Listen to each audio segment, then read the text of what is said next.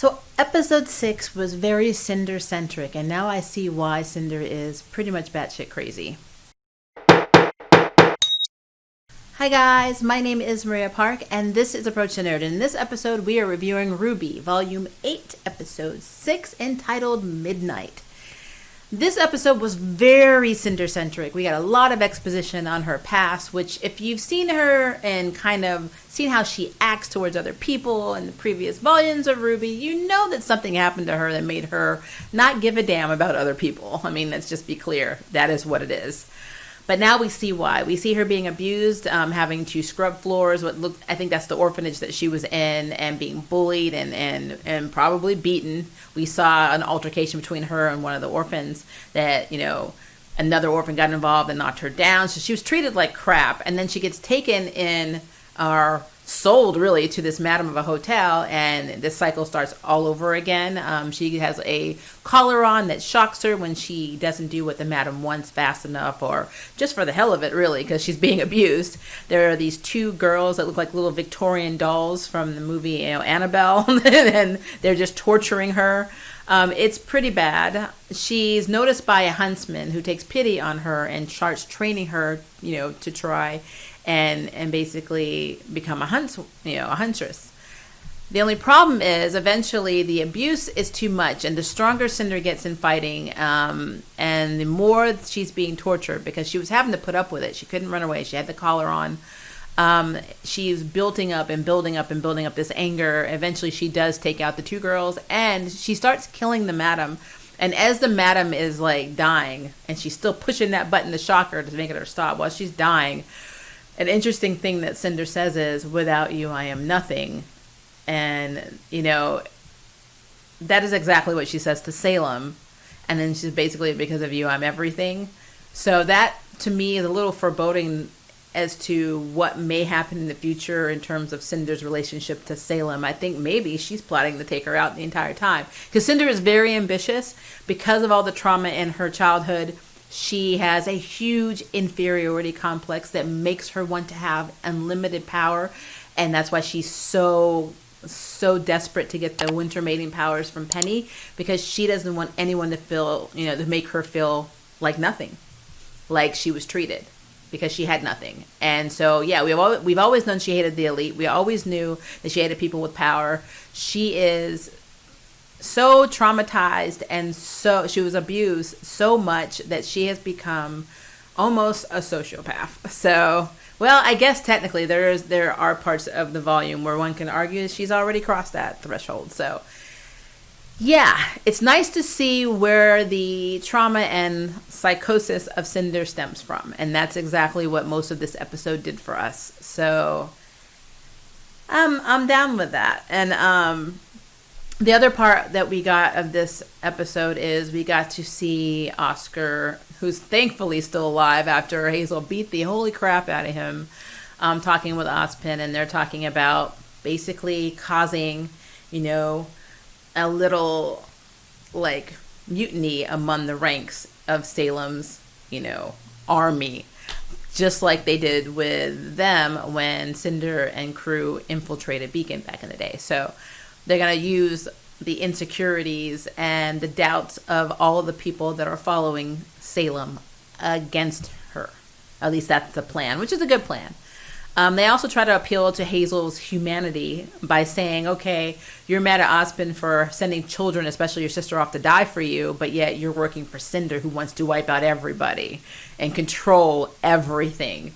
How is that any different? And you can see that Hazel actually is having doubts, but he's so scared, and that's basically what it is. He's scared of Salem. He's like, she's unstoppable.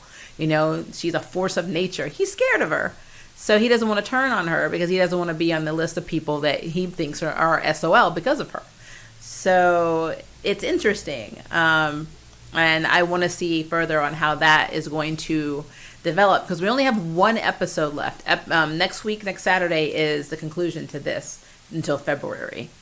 So we have a big break before we see what happens. And so I know a lot of stuff is going to happen next week. But the biggest thing that happened in this episode is Atlas has been infiltrated by Grimm. The shield that has been protecting Atlas is gone. These little Grimm worms just dug into the foundation and wiped out the shields. So the Grimm are invading Atlas and Mantle, and now we have Salem. Her whale ship is on its way to, I guess, help along with the invasion, and it's a mess. Everything is a mess. She's even sending Cinder to break Arthur out, who's been basically communicating with Salem and still working with Salem. Where he's informed her, oh yeah, we've hacked Penny, so she's gonna break out Arthur so they can go find Penny and try and get the Winter Maiden's powers that she's going to give to Cinder. And of course Salem wants her staff, and which I think is really interesting because she started torturing Cinder. In my mind, I'm thinking, okay, we're going back to that Madam scene where Cinder's just gonna F and snap. But Salem turns around and says, oh, this is all my fault. You're ambitious. Instead of continuously holding you down, I should be helping you rise. And so she gives her the mission. But I don't think that Salem did that for Cinder's benefit. I think that Salem's up to something. All of this stuff is part of Salem's plan, but it's messed up. It is messed up. And then of course you have, I'm calling them Team Winter because it's like calling them that. They're basically out trying to find Penny, and they get an SOS call from Team Yang. And first of all, while en route, before they even get the SOS, you have Harriet, who is my favorite character, just bitching and bitching and bitching. And I kept thinking, somebody pushed her off the plane. Just push her off.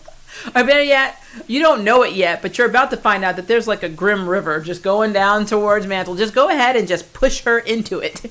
I cannot stand this character. Her actress is doing a great job of making me hate this character because I cannot stand her. If we have to have one singular death, please let it be Harriet. I don't even want a redemption arc. I just want her gone. I do not like her that much. So yeah, after my initial ear bleeding from her, they get the SOS, and the first thing Harriet says when she sees Team Yang is, "Where's Penny?" And I'm like, we just effing told you that all these Grimms are invading Mantle, and that's it. And Jean's kind of like, what the hell, And I get it because it's stupid. You're supposed to be protecting people, not just trying to get Penny, and its priorities are so effed up, but. They're on standby. Like they were locked in place, frozen when they saw the Grimm take out the shield to Atlas. And even Ironwood standing on, in the bridge, and he's just like, well, F. What are we going to do now? So it's about to get real because there is a full-on invasion.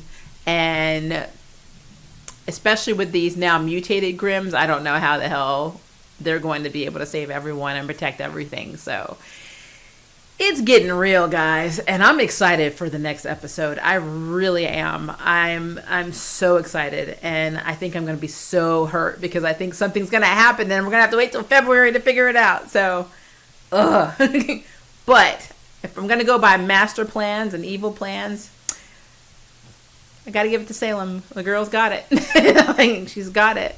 Poor Nora, we basically see freeze frames of people, and so we see Weiss and Ruby and Nora still unconscious. We basically get to see all of the people and what they're doing as the attack is about to commence, and it's just so messed up. And I'm so excited. So yeah, that is my review for RWBY Volume 8, Episode 6, Midnight. I would love to know what your theories are or what you guys think, so please leave me a comment below and let me know. And if you would like to sign up for jury duty, hit the subscribe button. If you'd like to know who's next on the Nerd Ballot, hit the notification bell.